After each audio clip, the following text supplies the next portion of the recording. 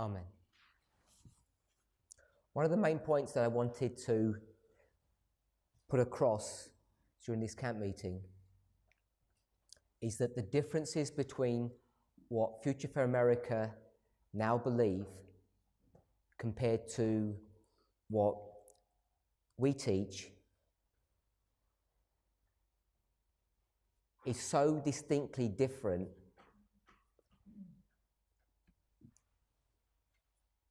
there really is no opportunity, I don't think any sensible position for someone to not know upon which side of the argument that they stand upon. People might think that there is some minor issue about the events that center around November the 9th, that basically we agree with Raphia and Panium. We all assent to the priests, Levites, and Nethinims. So all the language sounds the same. And it's very easy, if you're not paying close attention, to think that there aren't that many differences between what we say and what FFA believe.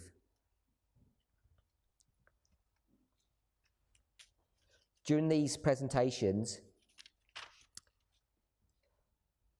both Tess and myself, in fact, since the split has started, we've tried to avoid dealing with this controversy on a personal level. We've attempted not to go into email correspondence and make public statements about what they said and what we said and how they have been disingenuous in their perspective of what happened in meeting A and what was said in a private conversation B. All of those things. We've tried to avoid doing all of those and just to address this issue on a prophetic level. Sometimes it becomes difficult in the mind of the speaker and in the mind of the listener that that principle is being adhered to, but we have tried to do that. At least both of us have really focused our attentions in not becoming personal. It's easier for Tess not to fall into that trap than myself. If you recall, she said in an earlier presentation that since September, October last year, I think she's only had about 1 or 2 email correspondence with Elder Jeff. So it's not that difficult to avoid getting into personal issues, misunderstandings. I, on the other hand, have had many conversations with him, quite a bit of online correspondence. And not only that, our correspondence and our communication stretches back many years. So there are a lot of things, a lot of baggage that each of us carry in our communications, that it's easy to give a false, or to give a portrayal of a person's character and their motivations and what they believe, what they teach. And we've tried to avoid doing that. So when you've heard me speak about false prophets, not only in these presentations, but in other ones, I want us to realize that this is using a methodology of parable teaching. I'm not making a direct application to say that people are Satanists or they've entered into spiritualism and all that kind of language, which is what they have tended to fall into, that trap, to have name calling. As an example, one of the things that they will call all of you, just the fact that you came here, you'd be called minions. So I don't know if you know what the word minion means, but today it has a negative connotation. We looked up the word before we came to camp meeting. We came up with a really positive definition. You can tease a positive one out, but they publicly say that these minions who just follow Tess and I, brainless fools who don't know what they're doing, can't study for yourselves, or they'll say things like, because you believe what we teach, therefore you cannot have a love of the truth. You can't have a love of the truth by the very fact that you even listen to us, because if you had a love for the truth, it'd be obvious that you wouldn't listen to us. So to me, that all seems name-calling. It seems really low and pathetic. There aren't any really good arguments for that.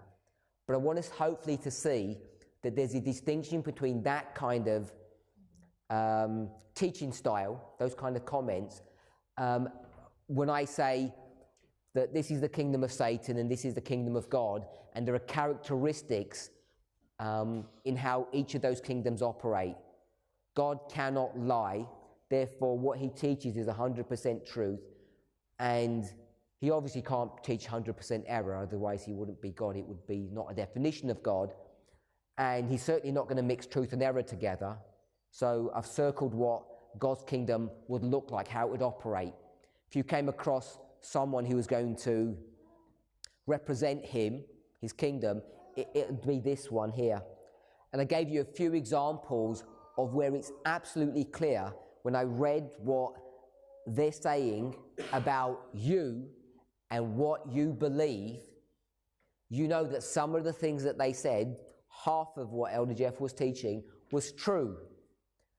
But it's clear the other half is not true. We focused our attention on that subject of dispensationalism, if you recall. When we looked at that subject of dispensationalism, just want to remind us that their position on what they say that we believe is just not true. Dispensationalism is a valid approach to scriptures. I'm saying that's true. Hopefully I've demonstrated to your satisfaction it's a true principle, dispensation. It's here, giving you all the definition of what it means. Ellen White uses it, the Bible uses it. It means how you manage God's house, his church. You're a hired servant, and how you're going to manage that house. Giving you numerous examples of how the management of the house or the church of God changes from one age to another. We saw it here. It's really easy to see. There's 2 scatterings and 2 gatherings. It's straight out of Spirit of Prophecy. Early Writings, page 74. She says clearly, if God continued to treat us as he was treating us in this period of time, we would never be gathered. So you know that he's going to manage his church through his servants in a different way from one time period to the next. And that's the definition of dispensationalism. So of course, we think it's a valid approach to scriptures. Then he says, this teaches that God provides a message for each dispensation, which is solely for that generation, which is true. The message that they have in the time of Moses is different to the message that they have in the time of Christ. That's clear. Hopefully we can see that, because in the time of Moses, this is Ephesus.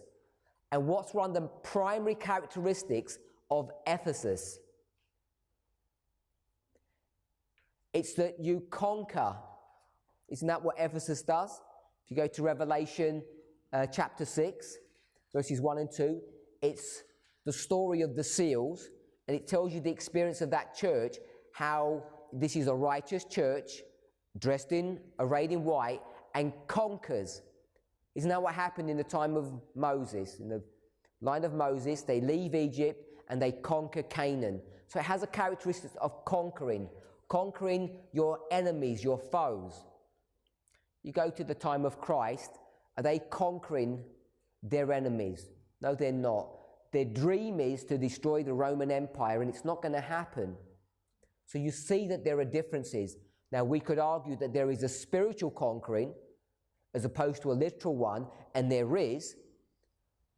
And that's the very argument. You go from literal to spiritual. It's really easy to see. I'll read it again. This teaches that God provides a message for each dispensation, which is solely for that generation. We agree with that. And then he goes on to say, but must not be understood as speaking the same message to us. You don't believe that.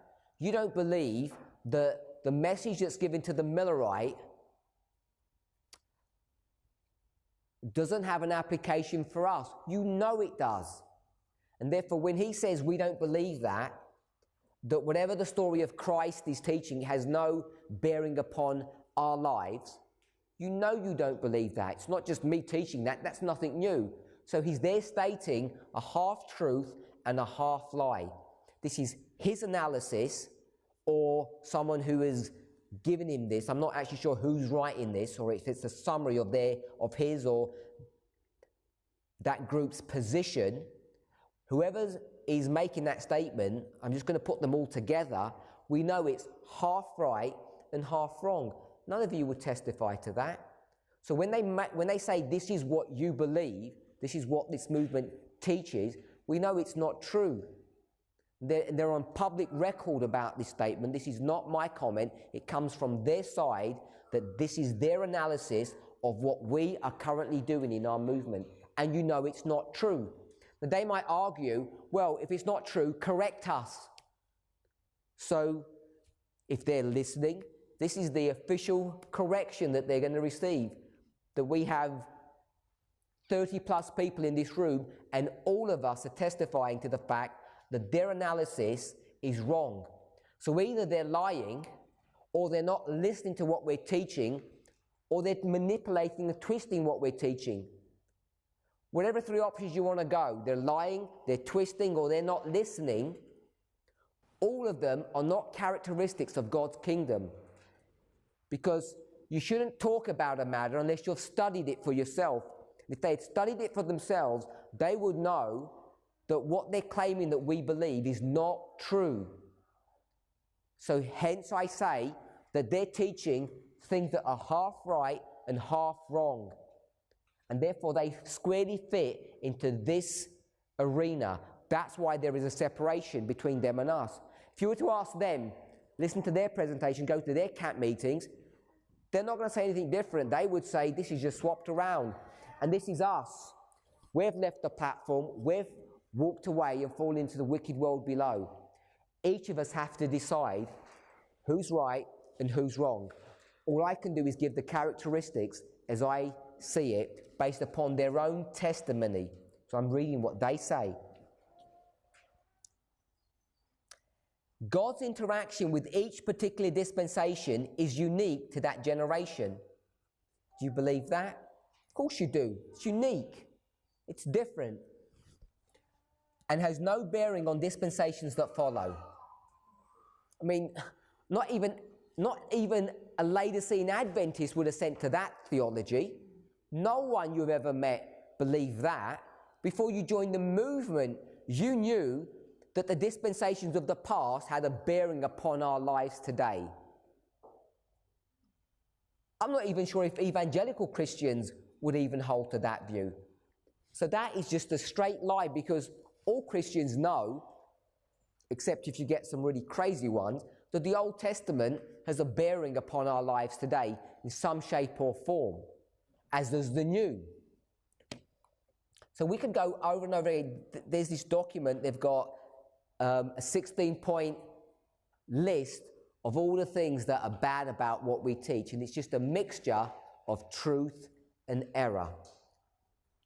So the reason why I wanted to focus the presentation that I'm doing at this camp meeting around the word dispensations or dispensationalism is because it's an accusation that's being leveled against us, and to me it's the epitome of their new methodology, which is do things that are half right and do things that are half wrong. The reason why anybody does that, whether they do it unwittingly or deliberately, is because it's the way that Satan's kingdom always operates. He doesn't have a choice. He will always say something that's true as a bait to allow you to partake of something that's erroneous or a lie. I'm not claiming that they're saying this deliberately or maliciously, or they've got some secret meetings, that they've gone into some kind of alliance with Satan. Obviously, that's not true. I would hope that they don't believe that we're doing that, although some of the rhetoric that they come out with, you'd think that they do believe that. So the reason why I wanted to look at this is when you go to parables, The simplest definition of a parable is when you go from something literal to spiritual. Now, the concept or the theology of dispensationalism, as Protestants understand it, was a theology that was developed by Mr. Darby and then promoted by Mr. Schofield. They're about a century apart, their work. Schofield is probably someone that you're more familiar with than Darby. He developed what's called the Schofield Bible. It's not actually a Bible in and of itself. It's actually the chain referencing system that he used that was his claim to fame. But both of these people believed in something called dispensationalism. And the word that I want us to understand or go away with is the word literalism. So what they do, they go to the Babylonian captivity, and the Hebrews are going to be taken into captivity in a literal fashion, and there's a promise that after the captivity, when they return back to Israel, that they're going to receive a promise. And I want us to read this promise. This is an Old Testament fulfillment, but I don't want to go to the Old Testament fulfillment of this. I want to go to a New Testament passage to discuss this. This is taken from the book of Hebrews. So if you turn to the book of Hebrews, we're in chapter 8. If you were to look at the book of Hebrews, basically the story is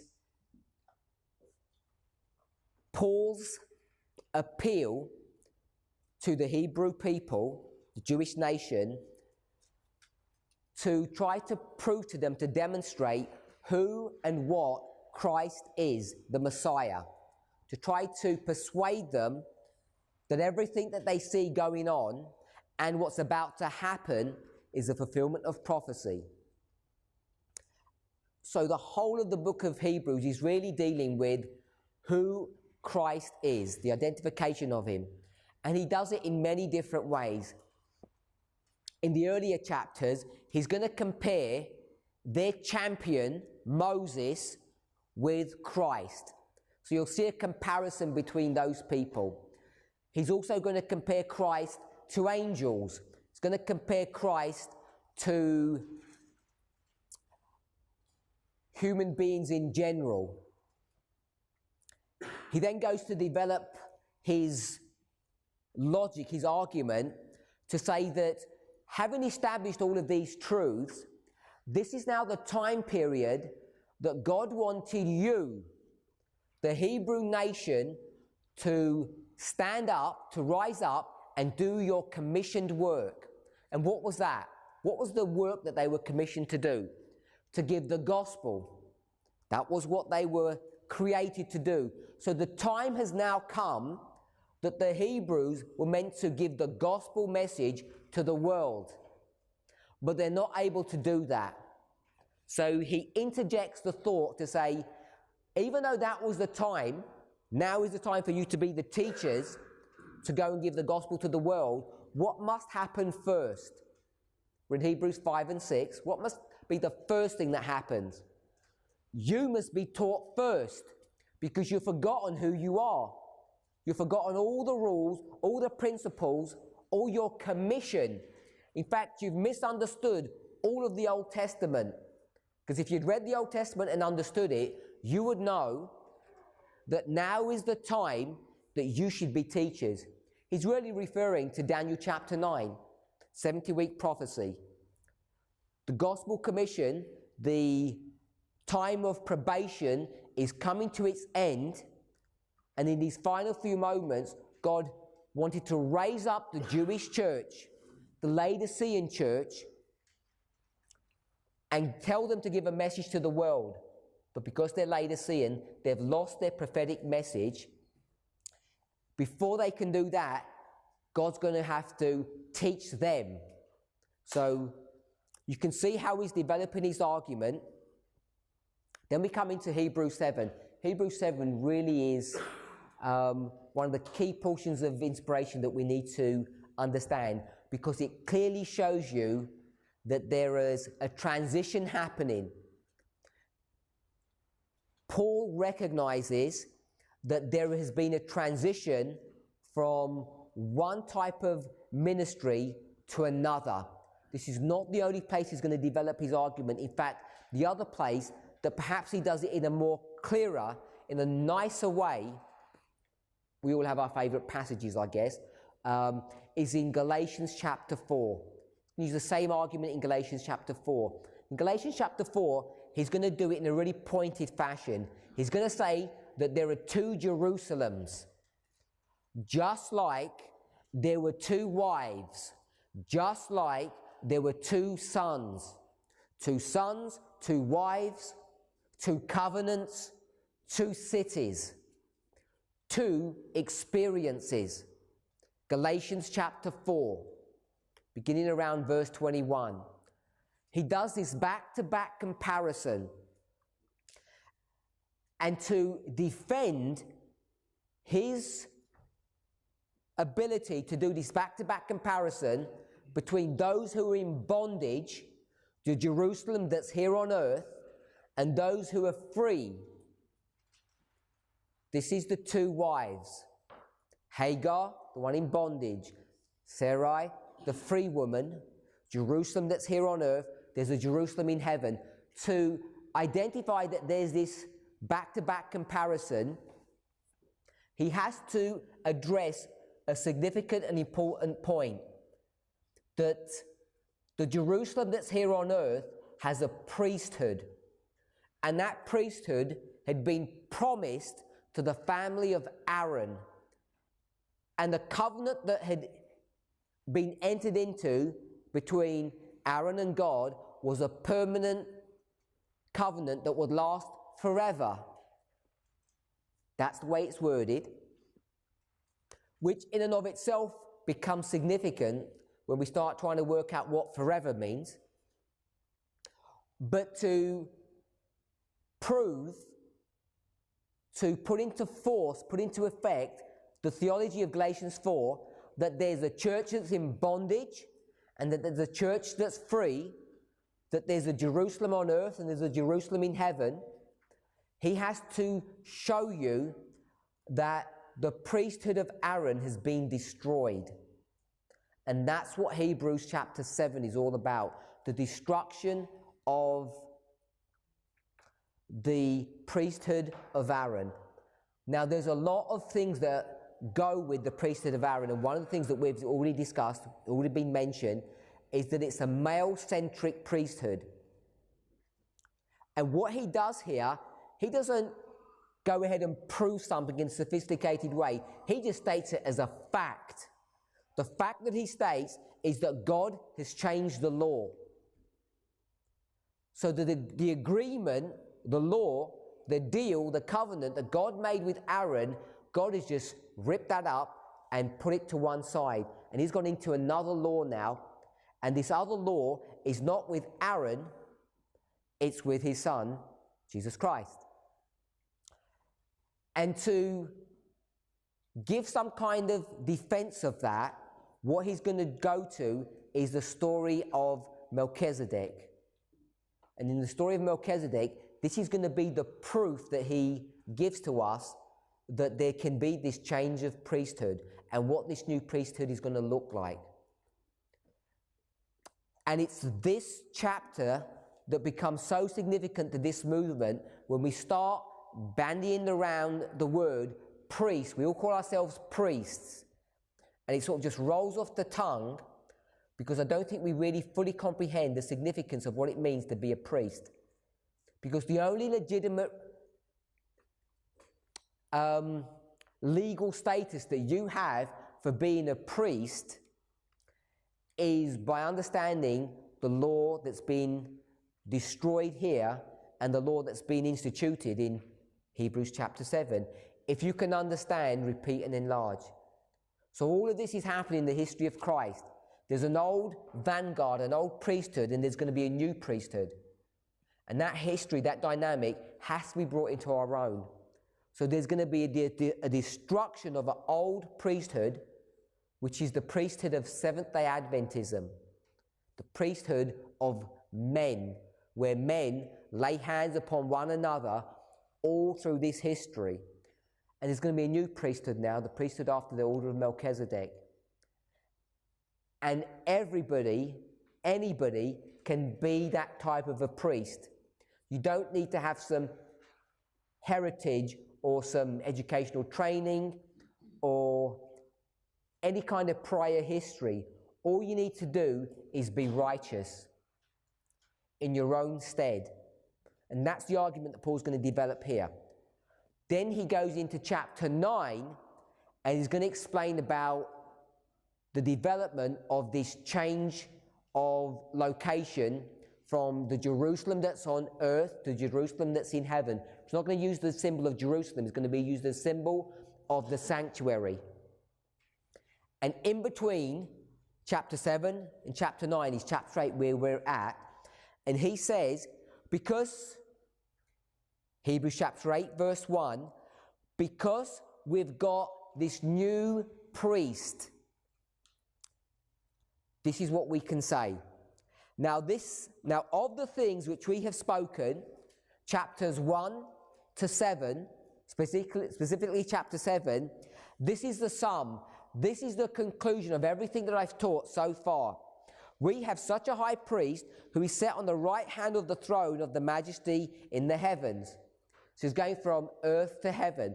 That's the summary of everything that he's taught from chapters 1 to 7, and explain the logic through that.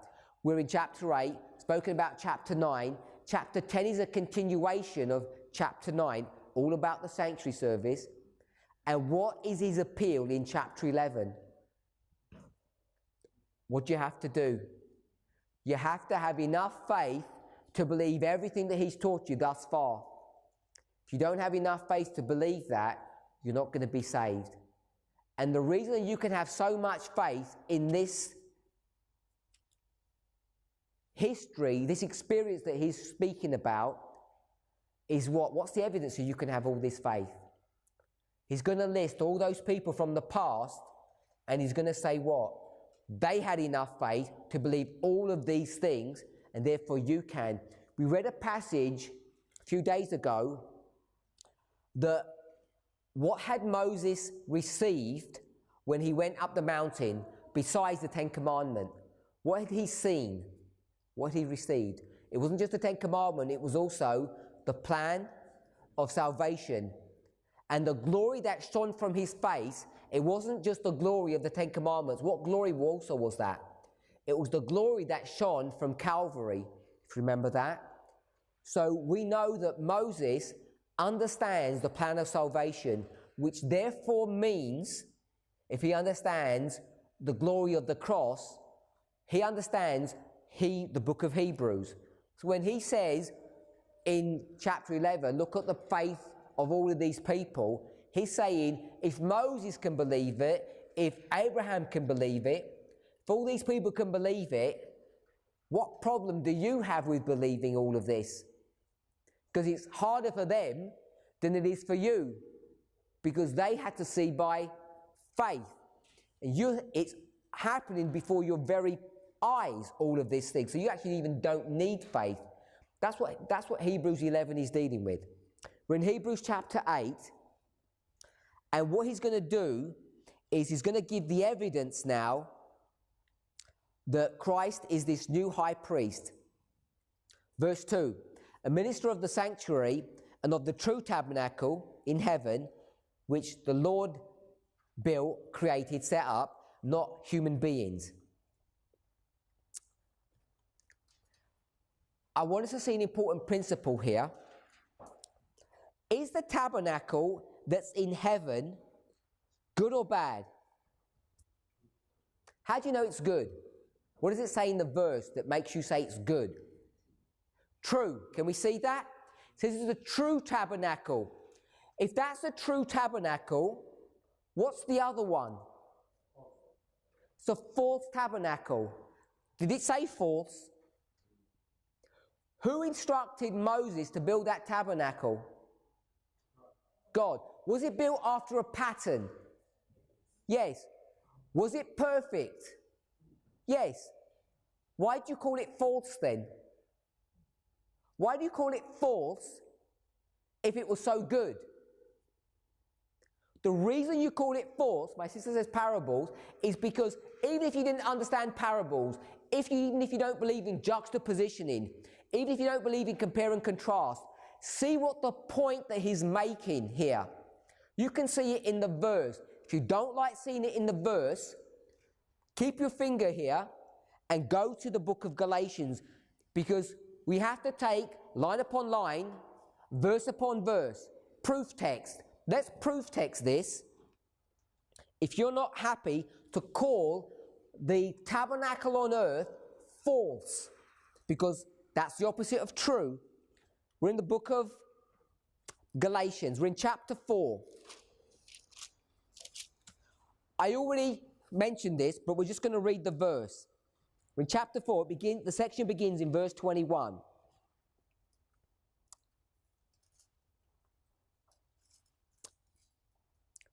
It's verse 23 that I want us to go to, but I'm going to pick up from verse 21. Tell me, ye that desire to be under the law, do you not hear the law? For it is written that Abraham had 2 sons, the one by a bondmaid and the other by a free woman. But he who was of the bondwoman was born after the flesh, but he of the free woman was by promise. Which things are an allegory or a parable. For these are the 2 covenants, the one from Mount Sinai, which gendereth to bondage, which is Agar.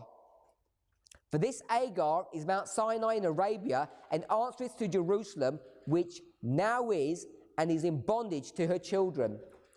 I don't know if you remember, a few days ago, it was on this board over here, I think, where we went through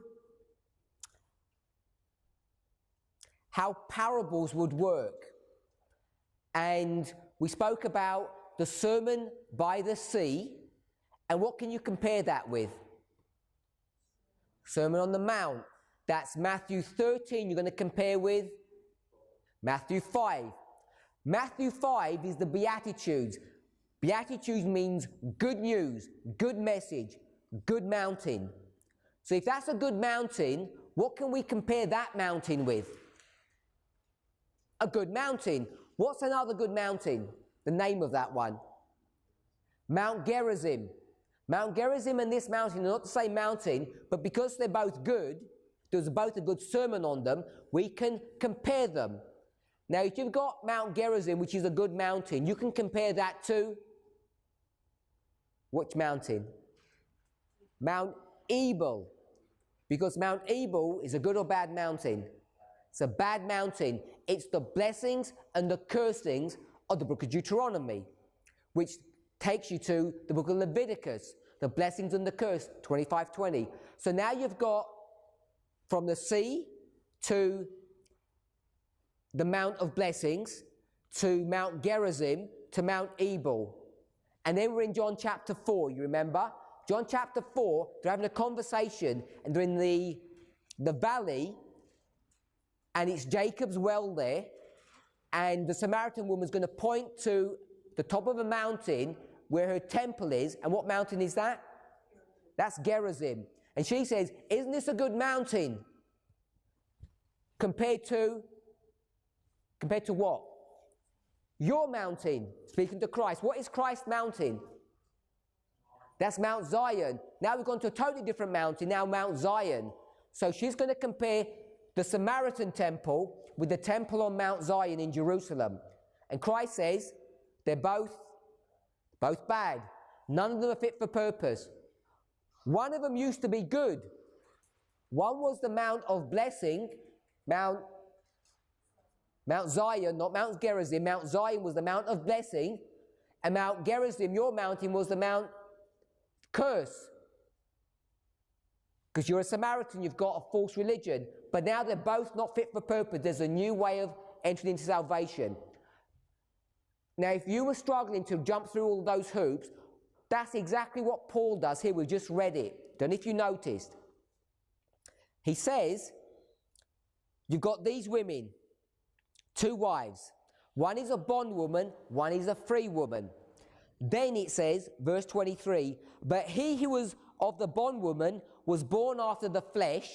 So flesh means bondage. But he of the free woman by promise. So you've got born after the promise, born after the flesh. If you're familiar with Paul's writing, this is the book of Romans chapter 8. This is Romans chapter 8. You're born after the flesh or you're born after the spirit. If you're going to do that, you need to go to Romans chapter 6 and Romans chapter 7.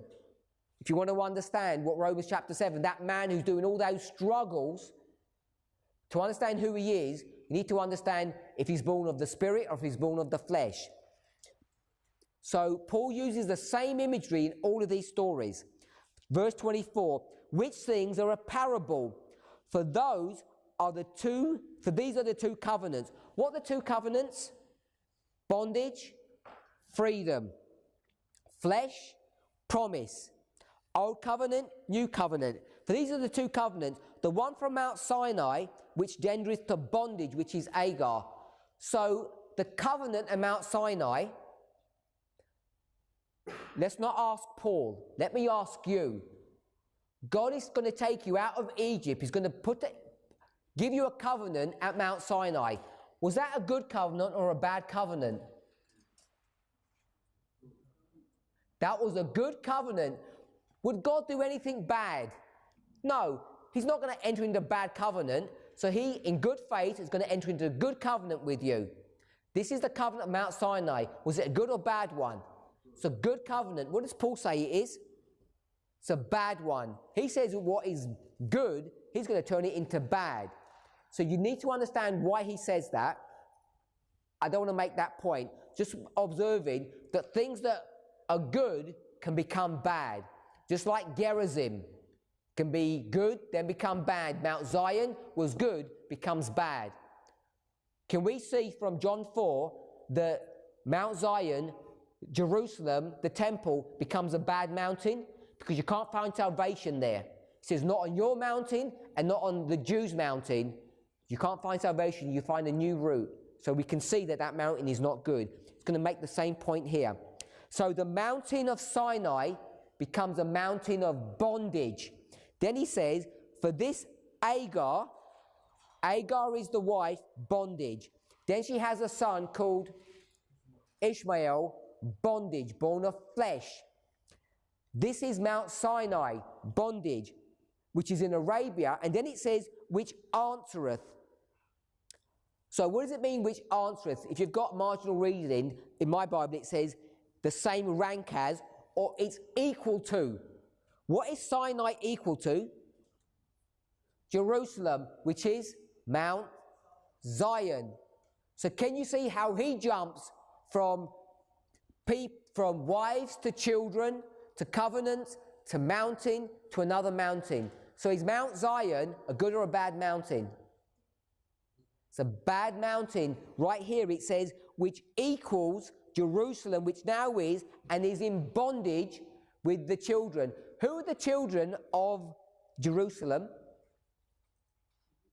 The Jewish nation. They're all in bondage. So, this is his argument that he uses over and over again. There are two children. What are their names? Ishmael and Isaac. The two boys from the two mothers, which are symbols of two covenants, good and bad. So the children of Jerusalem, which now is, literally, they're in bondage. So if you believe in literalism, what covenant are you under? What relationship do you have with God? You're under the old covenant, the covenant of Mount Sinai, and you're in bondage. What church is that in the time of Christ? This is the Sanhedrin. This is Caiaphas, Annas. We call it Laodicea. Are the Laodiceans in bondage? Of course they're in bondage. You go to Matthew chapter 23, verse 38. Matthew 23, verse 38. This is speaking about the temple. The temple that we just read in Hebrews chapter 8. He doesn't say the word temple. What does he say? Your house. Now that house, which he says is your house, is the same house that he speaks of in John chapter 2. In John chapter 2, beginning around verse 17 to around verse 20, that house, whose house is that in John chapter 2? It says, this is my Father's house. What are you doing to my Father's house? The same house, 21 chapters later in a different book, in the book of Matthew, he now says, who has ownership of that house? You, it's your house. It's not my house, it's not my Father's house. How comes it's not his Father's house? Where's his Father's house now? In heaven.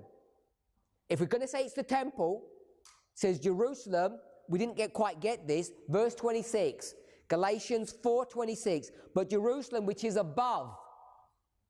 This is the true tabernacle which the Lord pitched, which we just read, Hebrews chapter 8.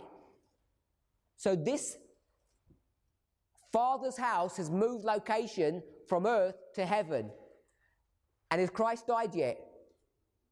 He hasn't even died yet, and you already have a new temple up there in heaven. If you have a new temple, what do you need to have? You need to have a high priest.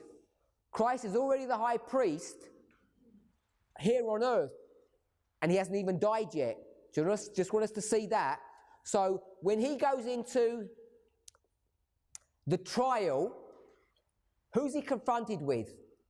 Caiaphas and Annas. Caiaphas is the high priest. So you have the high priest standing in front of the high priest. One is in bondage and one is free. They're standing before each other. This high priest, is he recognized? No.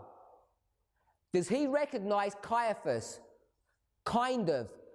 Because in Hebrews chapter 7, that law has already been destroyed.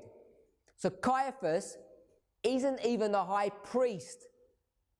But Christ, if I can say it this way, gives him lip service, because everybody thinks, all those people in bondage think he's the high priest. He says, if you think he's the high priest, we'll play it your way. So he offers him this respect. But in reality, Caiaphas is not the high priest even before the cross. Hopefully we can see that. So, I'll just read verse 26, Galatians 4. But Jerusalem which is above is free, which is the mother of us all. Who's us? Paul. This is Ephesus. Ephesus is comprised of the Hebrews, the disciples that have joined, and the Gentiles. So you've got two groups of people. You've got the children that are in bondage, Laodicea, the children that are free, Ephesus. So, let's go to Hebrews chapter 8 again, verse 3. No, we're Hebrews chapter 8, verse 2, sorry. Christ is the minister of the sanctuary and of the true tabernacle which the Lord pitched, and not man. So, man's tabernacle is a false one. Now, people have a problem when you use this kind of black and white inflammatory language. And they say this is error that you're teaching them in Hebrews chapter 8, verse 2. Did Paul use inflammatory language when he says, all of you people, you're in bondage, your mother is an Egyptian, and you were created through fornication? You're all in bondage to whom? To Satan. Because that's the only place you can be in bondage to. This is an old covenant that you're under. Everything's bad. That's pretty inflammatory language. And what's his argument? What's his defense? Somewhere up there in the Eye of Orion, there's another temple that you've never seen. You may not even believe in, especially if you're a Sadducee, especially if you're a Sadducee, you don't even believe in the resurrection and all of that. So he wants you to put all your faith and belief in something that you have never seen. And there's this person who was born from Nazareth, and nothing good comes from Nazareth. And this person is meant to be the Messiah. Doesn't meet any of the criteria of what a real Messiah would look like. wasn't born in the right place, doesn't have the right characteristics, is a nobody. All of this evidence Paul's going to offer and say, you make a choice.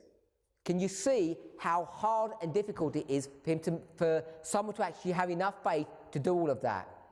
And he's going to use all of this really, I'm saying, inflammatory language. So he's going to say, everything that Moses did, that whole tabernacle was what kind of a tabernacle? False. It was not real, it was not genuine. And can you see how upset people would be, why they'd want to kill this man who says such poisonous words to them? And not only to them, what's he saying about Moses? It's bad. He's some kind of fake prophet. He's not holding him in the high esteem that he should. And so when we use parables today and we start making those kind of comparisons, people who are in bondage get upset. Let me show you. Revelation chapter 3, beginning verse 14. This is a story of what church? Laodicea. Now, is Laodicea a church that is alive or dead? Dead. Can you have something that's in between? Black, white, or can you have something that's grey or hazy? No. It's either black or white, right or wrong. So you're either alive or you're dead. There's no two-way, there's no midway point, because we don't believe in evolution, do we? God speaks and it is so. You come out of death and you enter into life. We're all okay with that? So what do Adventists pretend to be? Alive.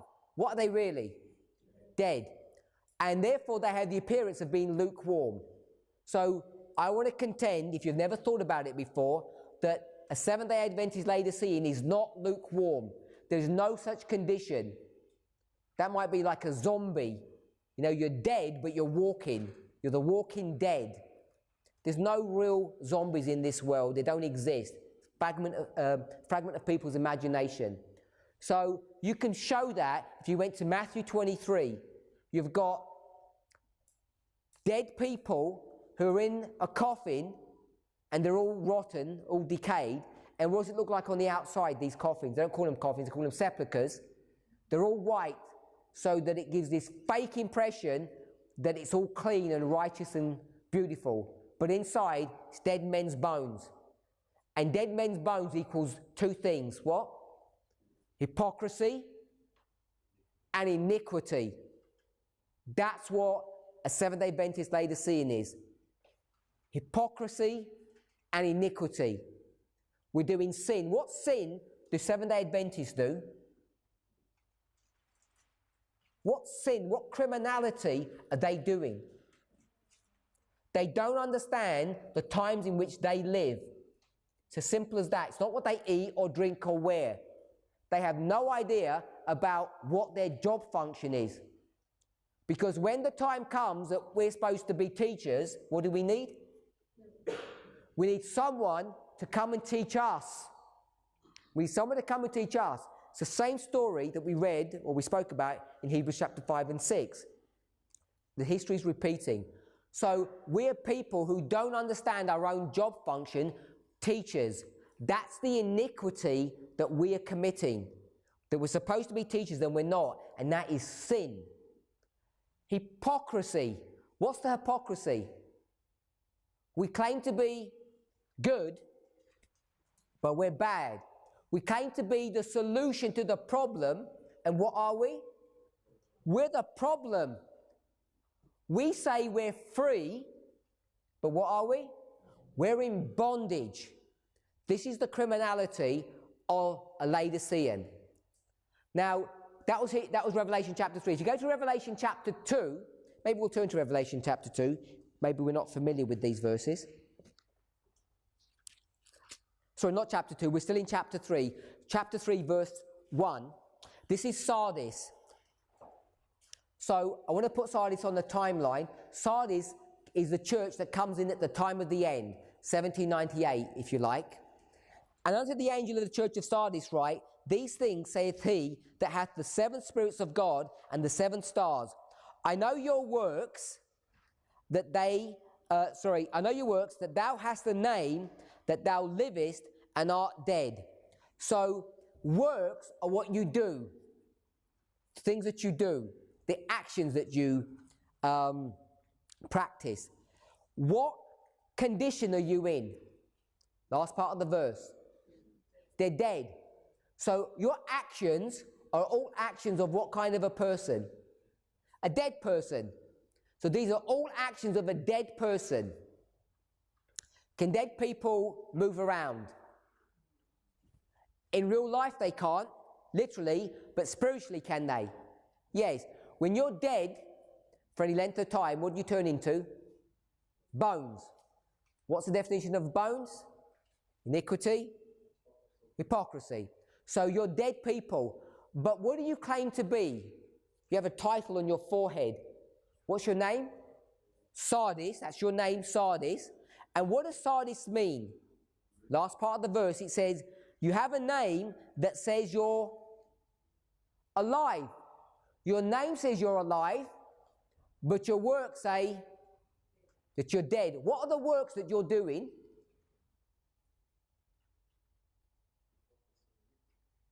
What are the works that you're doing?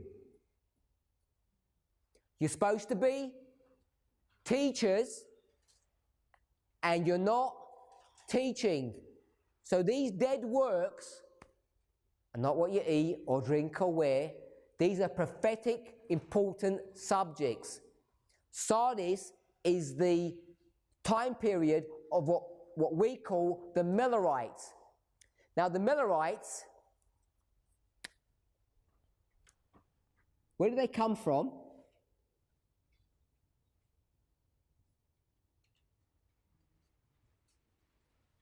What denomination are they? What group of people are the Millerites? They're Protestants. So they get cut out of Protestantism. What's the name of that mountain? The name. Revelation chapter 3. Verse 1, Revelation 3. Sardis.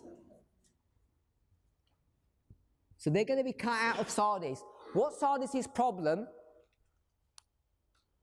They're dead. Their works are dead. What's the job function of Sardis? What are they supposed to be teaching? What has just happened? Hold that thought there. We'll go to this board. Where are we? Where are we? Over there. That little mountain picture with the stone. We're here, 1798. And this is the time of the end. Remember, time of the end is not the end of something, it's the beginning of something. This is the beginning of the beginning of the end. It's the beginning of the end. How do you know you're at the beginning of the end? You're a teacher, so you're going to teach people we're at the beginning of the end, and they're going to say, how do you know? And you're going to say, if you stand on that parapet at the top of the castle and take your binoculars and have a look, what can you see? What can you see? You can see the end now. Could you see the end before? You couldn't see the end before. Now you come to a point in time where you can now see the end. That's what time of the end means. It doesn't mean you've come to the end of this. This is ignorance. Ignorant people don't do what? They don't teach. They don't teach. Now you come to a time period where ignorance stops. You've come to a time where you can identify the end, and what you're supposed to do? You're supposed to teach.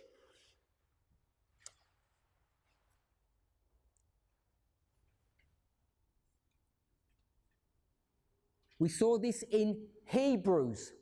If you go to Isaiah 28, don't turn there, line upon line, That's verse 10 and verse 13. You've got 11 and 12 in between them. In 11 and 12, what is God going to do? He's going to raise up teachers to teach you. It's always about raising up teachers. You raise up teachers at the time of the end. These teachers get raised up. The people who are supposed to do all this teaching, what's their problem according to Galatians 4? They're in bondage. So you've got to have people who are free, who are going to try and take these people who are in bondage, bring them out of bondage, therefore they can become teachers, and therefore they can do this great work. So you're here at the time of the end, and what do you know? That the end is coming. And someone's going to say, when? And you're going to say, in 46 years, depending on how accurate your message is. That's obviously not the right answer, but that's what they would have been saying, 1798 to 1844. You can have different numbers, but you know when it's going to happen. So it becomes a subject of time. What are you teaching? Time. What was Paul teaching? Time. What was John the Baptist teaching? Time. What was Christ teaching? What did they say? The something is fulfilled. The time is fulfilled. What time has been fulfilled? Daniel chapter 9. Daniel chapter 9 is being fulfilled. Part 1 of Daniel 8. Daniel 8:14, the 2300 days, the sanctuary is about to be cleansed. Was that sanctuary cleansed in the time of Christ? Matthew 23 verse 38. Was it cleansed? Christ attempted to clean it how many times? Twice. What does he end up doing? He says, your house isn't going to get cleansed, going to sever it. Your house is desolate. We're going to go where? To heaven. So it goes from the earth to heaven. There's a heavenly sanctuary. It's all about the 2300 days, the cleansing of the sanctuary, 490 years. The time has been fulfilled. So the problem with Sardis is that they're dead. Dead equals what? They've got to do a work. What's the work that they've got to do? To teach. What are they supposed to teach? One word. Time. So if you're dead, it's no time. Alive means time. So in order to give the world a message about time, this dead church has to have something done to it. What needs to happen to that dead church?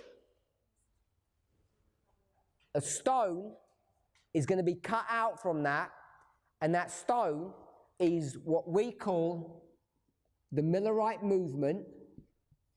And are they alive or dead? They're alive. What name have they got? Philadelphia, church number 6, they're Philadelphia. We're not going to put a waymark to that for the purpose of this study. I'm not attempting to do that. But they're Philadelphia. What's the problem with Philadelphia? Nothing. They've got everything correct.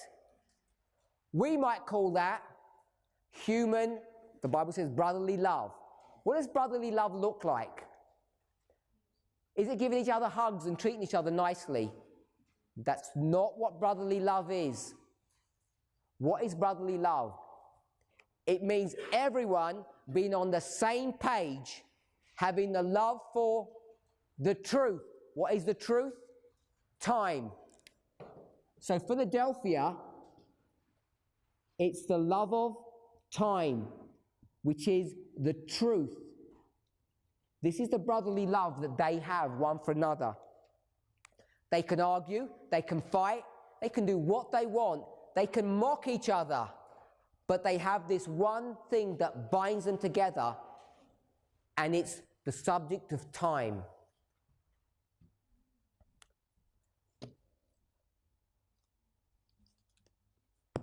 We're in Hebrews chapter 8.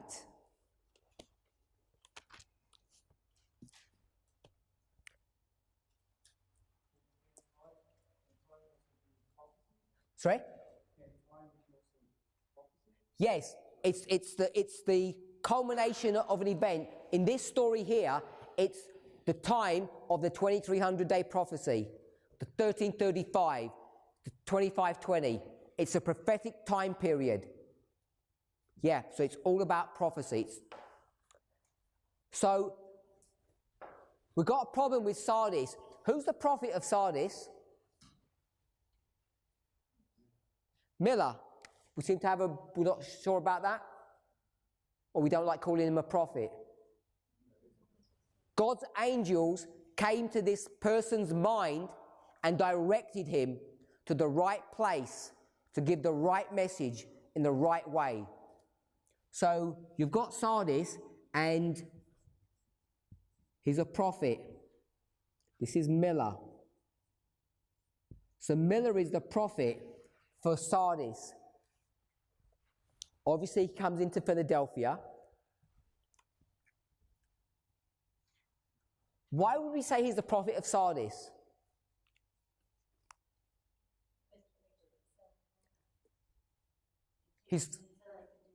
He's got some things right and he's got some things wrong.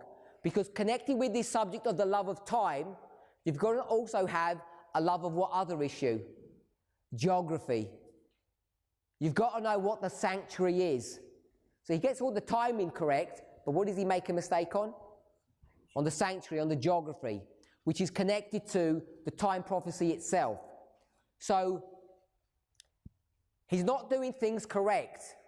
So I've got time here, but there's also the subject,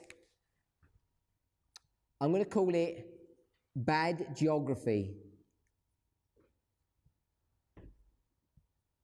Geography is the location of the sanctuary. So don't get tripped up on what I mean by geography. Is the sanctuary in heaven or is it the earth? It's not the sanctuary on the earth, it's the earth itself.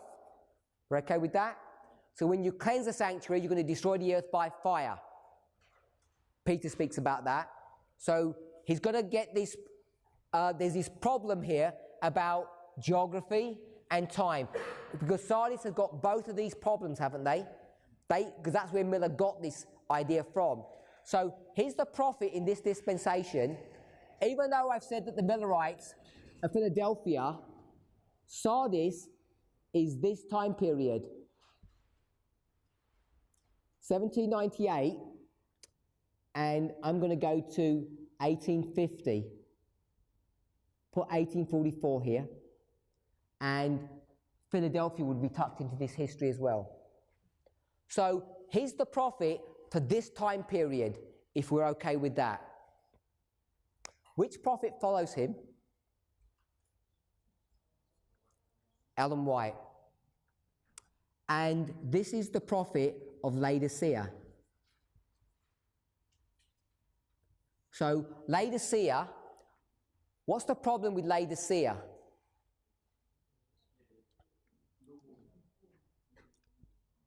They're lukewarm, they're dead. What makes you dead? You're not teaching, you're not doing the job that you're supposed to do. They have a problem with two issues. One of them is time. The other one is geography. Well said, my elder. Geography. So geography here is a code word for what? Good. Geography here is code word for what? So this one's a bit tricky.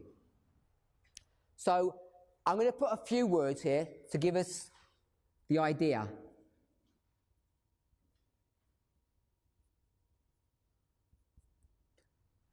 Laodicea, covetousness, and the word that I want us to end up having in our minds is what? What is covetousness? Or we'll go with covetousness. Sorry? Worldliness. So I'm going to put worldliness. which comes from the word world. So where are you looking?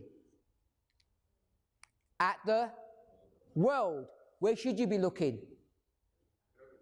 To heaven. Where were these people looking? To the earth. Where's the sanctuary? It's here on earth. It is the earth. Where should they be looking? Heaven. Can you see we've got the same problem? Same problem with geography. Here's the earth. This is these people. Sardis. Here's heaven. Where should they be looking? Up here. Where are they looking?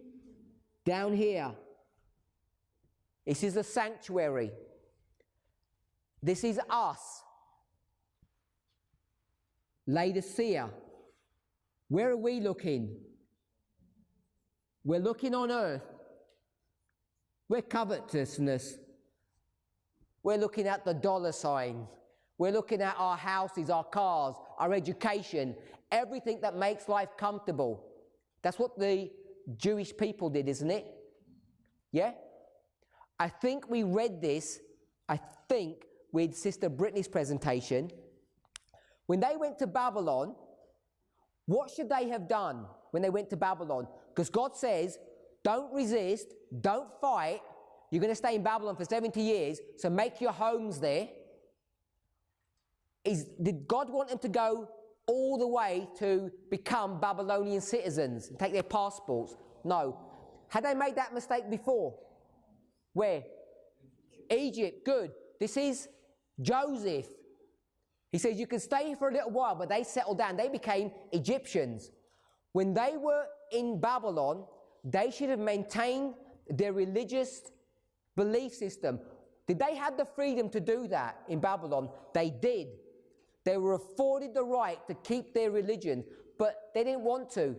They liked the government schools. They liked the educational system. They liked the wages that they were receiving.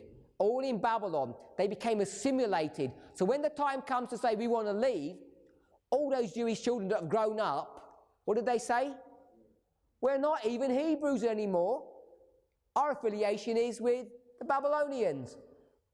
And who's the person that you know by name who fits into that category? Their cousins. Mordecai. Is Mordecai good or bad? He loves Babylon so much he doesn't want to go. Now is he good or bad? He's bad. He's been assimilated in the Babylonian mindset. He loves it there. He doesn't want to leave his home. Does that sound like a familiar story to you? If you're familiar with the story of Anne Frank and all of those Jews that lived in Germany, what was their problem? Because those people were not dumb and they were not blind. Because they could see in 1930, 31, 32, what can they see? Hitler rising, and they know trouble's ahead of them. What's their problem? They love Germany. You've got a good business there. You've got homes. You can't sell it. I don't think you can even sell it for half price. You're going to have to give your stuff away, and you're going to flee, and they don't want to. It's Mordecai's problem. His cousin's just as bad as him. Esther. So I just want us to see that it's really easy to lose your track. The only reason I mentioned all of that, because Ellen White said they should have maintained their religious beliefs. They should have established schools of the prophets whilst they were in Babylon. They would have had the liberty and freedom to do that, so the children would have been educated in the ways of their forefathers. So when it was time to leave, they would have said, yep, we're ready to go home. But they weren't. So, can we see how it's all the same? Problem with Adventists is we look to the world and we've forgotten to look to heaven. Now, I've put dollar signs, but I want us to be really clear on this. I am not accusing Adventists of being selfish, unkind, or money-grabbing people, because I don't think they are. When I say they, you, me, I don't experience that. I've never experienced a lack of generosity or watch care by my fellow brothers and sisters in this church. Adventists are some of the most kindly, generous people that I've ever met. So even though I put the sign there, this is a sign of worldliness, that's not what Laodicea is. All this is the problem with what subject? Geography. We're looking here on earth. We're not looking at heaven. And what's our other problem? Time. No time, bad geography. Who's our prophet? Ellen White.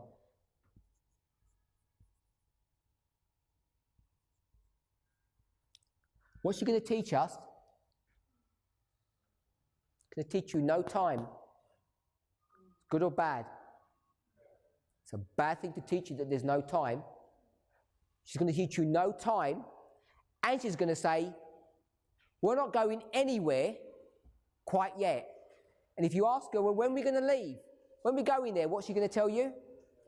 I don't know. No one knows when we're leaving this planet. Only God knows. So when we start making this back-to-back comparison, does Miller come out looking good here? No, he does not. The problem is, does Ellen White come out looking good here? No, she doesn't. And people do not understand how parables work because they see this as a moral attack upon the prophet of the Lord. And they don't understand how we're supposed to understand all of what's gone wrong in our church's history. Paul understands. That's why he can go to Hebrews chapter 8 verse 2 and says, you know that thing that Moses built? It was false. It wasn't true. It served its purpose when? In the time of Moses. It served its purpose then. Here we are, Ellen White. There's a big problem because we're going to come back to this chart. We're here now in 1850. We had it up here, 1850. What happens in 1850 according to that chart there? What are you supposed to go into? Early writing 74. Gathering. Gathering means we're going to come back together. We've figured out all of our problems in this history, and now we're going to do evangelism. What's the symbol of evangelism? The 1850 chart. They're going to start teaching the Sabbath. They're going to start teaching the world that the second advent is imminent. Years and years away in the future? No. It's imminent. It's about to come. So if they're going to be gathered on track, on time, can you see gathering one? Gathering one comes back to this history.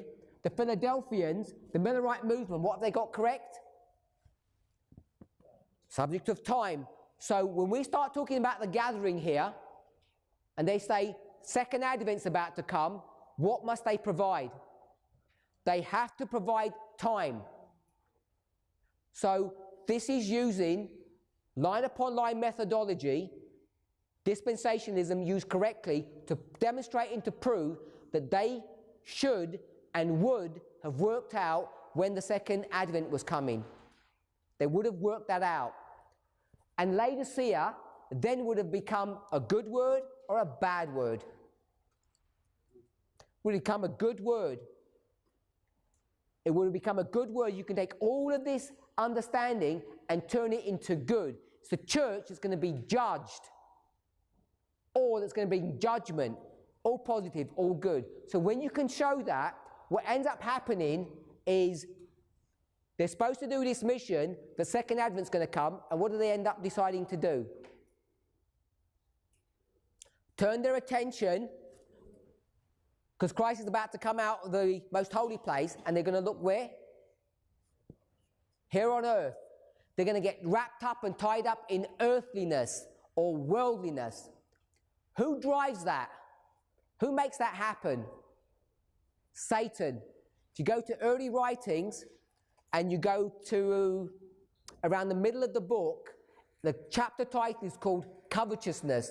If you read the chapter title called Covetousness in the book Early Writings, it will tell you that Satan has a business meeting And in the business meeting, he says, this is how we're going to attack the Seventh-day Adventist Church. We're going to turn their attention from heaven to earth. Bad geography.